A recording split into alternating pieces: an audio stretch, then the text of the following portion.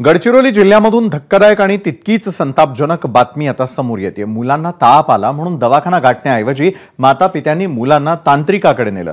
तांत्रिकाकडेच दोन्ही मुलांनी अखेरचा श्वास घेतला म्हणून या आईवडिलांनी तिथून जिमलगट्टा आरोग्य केंद्र गाठलं आणि तिथे वैद्यकीय अधिकाऱ्यांनी त्यांना मृत घोषित केलेलं आहे। तर एकंदरीतच मात्र मृतदेह माघारी नेण्यासाठी आरोग्य केंद्रात रुग्णवाहिनी नसल्याने मातापित्यांनी मुलांना खांद्यावरती घेत 15 किलोमीटरची पायपीट केली। नाले चिखलाचा रस्ता असल्याने तिथून वाहनं जाणं शक्य नव्हतं आणि त्यामुळे त्यांना पायपीट करावी लागली।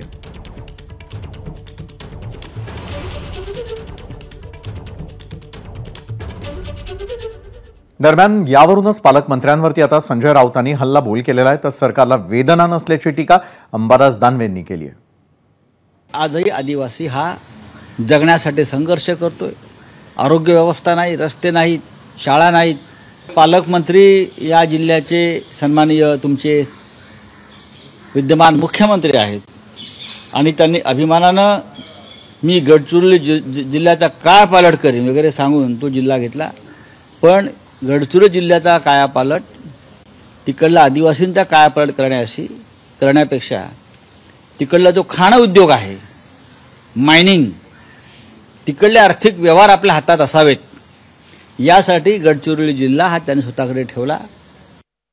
15 किलोमीटर या मुलांच्या आईवडिलांना प्रेत घेऊन काय त्याच्या वेदना असतील। प्रेत घेऊन पण असं ठीक आहे, असा माणूस 15 किलोमीटरने 150 किलोमीटर चालेल, पण एक प्रेत सोबत घेऊन 15 किलोमीटर चालणं ते पोटचा गोळा। म्हणतो या वेदना या सरकारला कळतात असं मला मुळीच वाटत नाही। सुदैवानं दुर्दैवानं या जिल्ह्याचे पालकमंत्री राज्याचे उपमुख्यमंत्री आहेत, म्हणतो या सगळ्या गोष्टीत लक्ष देऊ शकतात ते, परंतु त्यांना राजकारण करण्याशिवाय त्या कामात वेळच नाही आहे। दरम्यान यावरून मुनगंटीवार आणि पंकजा मुंडेंनी देखील प्रतिक्रिया दिली आहे, पाहूयात। ॲम्ब्युलन्स मिळालीच पाहिजे, काय प्रश्न आहे हे त्या ठिकाणचं प्रशासन बघेल। पण हे खरं आहे की काँग्रेसला महाराष्ट्रामध्ये 50 वर्ष सत्ता चालवण्याची संधी मिळाली, माती केलं सत्तेची। भामरागडमध्ये काँग्रेसने 50 वर्ष राज्य करून त्या भागाचा विकास केलाच नाही। गडचिरोली अविकसित राहिलं। राज्याच्या मानव विकासामध्ये ह्युमन डेव्हलपमेंट इंडेक्समध्ये 35व्या क्रमांकात यात काँग्रेसवाल्यांनी ठेवलं।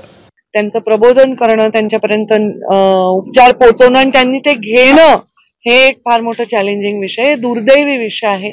अंधश्रद्धा अजिबात ही चालली नाही पाहिजे अशा क्षेत्रात जिथे त्यांच्याकडे ज्ञान, शिक्षण आणि एक्सपोजर कमी आहे त्यांच्यासाठी काम जास्तीचं करायला पाहिजे। एबीपी माझा, उघडा डोळे बघा नीट।